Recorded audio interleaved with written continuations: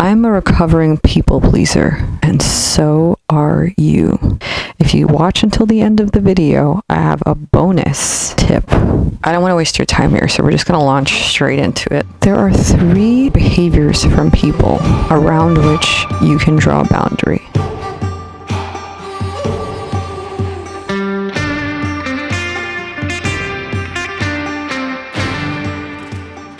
It is not a virtue to be small. I'm going to go out on a limb here, okay? This is a hot take, but this is what I'm going to tell you. Self-minimization is violence. And here's why. What you're doing is you're cutting yourself.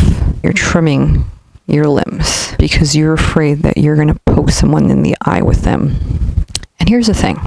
Maybe someone needed their eye poked out that day. That's not like a cheeky way of alluding to eye for an eye strategy, or that like, screw that person, they should have their eye taken out. No, I mean, maybe some people should watch where they're going. Or we're gonna just lean further into this tree metaphor here. Trees don't poke people in the eye intentionally. Some people are not going to like us. That is more than okay. They have just as much right as we do to be affected by things.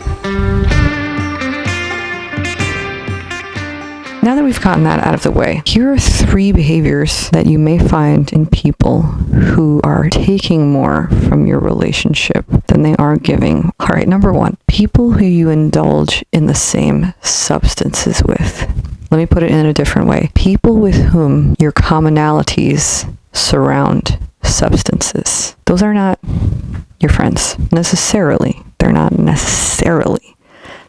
automatically your friends. I'm not going to speak on this point for very long because I think that it's related to something bigger, which has to do with self-medicating, and that's a different subject. But I will say any relationships that are based around indulging substances in order to recreate and around which there is nothing else in common, I would examine the quality of. That's number 1. Okay. Number 2, people who need an audience. I think people who are entertaining I don't mind it. I'm like, I can see that you are a person who lives to be the life of the party. And I think it's charming. There's a difference between that and someone who doesn't have room for you in their story. One is the friend who's always going through something. This is somebody who's like, their car broke down again, or they had another relationship crisis. There is a balance between being there and being supportive for the people who you care for deeply, and being an enabler in someone who tends to repeat the same patterns consistently. Where those boundaries is a balance for you to strike. Watch out for folks who don't seem equally as interested in your story or in your challenges as you are in theirs. And this kind of also is similar to trauma bonding. You don't want to base the foundation of your relationship on mutual suffering. So, and this is sort of related to like really early over familiarity. You know, there is like a love bombing or a bomb-like quality, we'll say, to that, where you want to be careful about how much you're sharing and how much other people are sharing with you at what juncture in getting to know one another. It takes time to build trust with people. So I'm always a little bit alert for those who tend to trust me too early. And it's not because I'm not trustworthy. I am. I'm very trustworthy. But I'm like, are you? The flag it raises for me is like, what does this individual need? Is this individual like desperately seeking someone to latch onto emotionally? It's kind of what it says to me.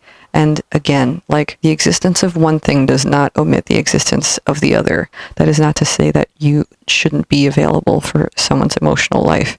It is just to say, be careful about when these things are arising. To every, definition, there is an exception. And sometimes there will be folks in your life with whom you develop a rapport immediately. You just kind of, something feels right. But it's just something that I would say doesn't really occur every day. And so we should really be aware of what it is that people are needing. You want to make sure that there's room for you there in the relationship that you're seeking or that the other person is seeking.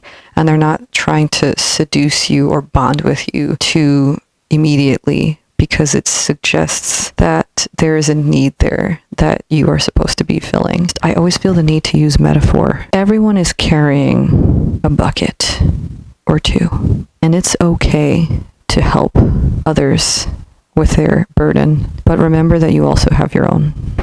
The last behavior around which you can draw a boundary, people without an opinion. And I categorize myself as someone who has practiced this behavior. The exact archetype that this whole video seeks to avoid is among those which should be avoided. And it's similar to the previous one, where I suppose it's like any time that you are meeting someone who seems like they're trying to get something first. So one might be like your attention or your emotional energy, as described in the previous point. This one is similar, but it's not overt. This is someone who places your needs above their own, who doesn't express their opinion, who doesn't express their preferences, or is effectively not really being honest with you. And it's all in the service of getting you to like them. There's a misguided idea that if they are non-problematic, or if they are in tandem with you in all things, that you'll prefer their company. And there are imbalanced relationships that are based on this style of relating, but it's not healthy. So I would be suspicious of someone who seems to, how do I put this? Certainly there's something to be said for choosing your battles, so to speak. But that's different from someone who is regularly practicing dishonesty because they don't want to ruffle any feathers. And what you really want is someone who is going to be true to themselves and true to you. You want someone who's going to be themselves around you because they feel safe. They feel like they will be accepted by you, and you will embrace them regardless of whether you want red sauce or white sauce on your pizza that day. So that kind of brings me to the second portion of this video, and that's just to discuss the opposite side of the pendulum of all the things that I've mentioned, and that those are the things, that the green lights, the things that you want to look for in healthy relationships, or in people that you want in your orbit who are going to take care of you, who you can take care of, and with whom you can have a mutually supportive, enduring relationship. The first one would be, you want to find people with whom you have things in common with. Maybe you both enjoy going to plays. Maybe you both enjoy going to speaker events at your local bookstore. Maybe you both enjoy going for walks on Sundays. These are the things around which you might want to start basing your friendship around, because then you can spend time together effortlessly. No one will have to bend to fit into the other person's mold of what they like, or pretend. They can just be. Maybe you like each other's taste too. Find people with whom you have things in common with outside of the substances that you indulge in together. Number 2 would be, find people who are interested in you. These are people who will ask you a question. How was your day? It's as simple as that. It's so funny. Welcome to my video about basic etiquette. Listen for people who are listening for you. Nestled in this category is folks who demonstrate they are listening. Listening for people who are listening for you isn't just about people who return the favor, so to speak, in like conversationally. It's also about people who are paying attention. You want to notice people who are noticing you as well. And that might be something that went unsaid, but it's just something that they observed about you and they acknowledge it. It's really sweet. Finally, you also want people who are honest. You want people who are honest with you. You want people who are honest about their feelings, honest about their needs, honest about their wants. You don't want anyone lying to you, even if it's to make you feel better. Trust me. And we can have a whole conversation about this, Eastern versus Western values, the individual versus the group. It's just something I find really interesting. Leave a note in the comments about what you think about protecting other people's feelings. Where do we draw the line there? So those are my top 3 areas where you can draw a boundary. I'm going to give you a bonus one, and this is for my ladies. I can't speak to same-sex male relationships because I don't have any. Power struggles. One of them is exclusionary alliances or ostracism. This is when someone makes you feel like you're not a part of something. So if you have a friend group, they will all invite each other out to do this, social thing, or to go on this trip together, and they won't tell you about it or invite you, or they will tell you about it but not invite you. That's ostracism. And a final one would be competitiveness, trying to present themselves better than you, or subtly put you down in the presence of others to make you look silly, making jokes at your expense. Friends don't compete with one another. If you're competing with someone, it means they're against you. You're effectively antagonists. Don't let anyone that you call a friend compete with you. If they're competing with you, they're not your friend. You can draw a boundary. Well, those are all of the points that I have to share with you, or around which you might want to draw a boundary from a recovering people pleaser. If you've experienced any of these, or you're struggling with overcoming some of these, or you just want to continue this discussion because it interests you, get it going in the comments. And until the next video, I don't know, just be good. Be good to yourself. All right, bye.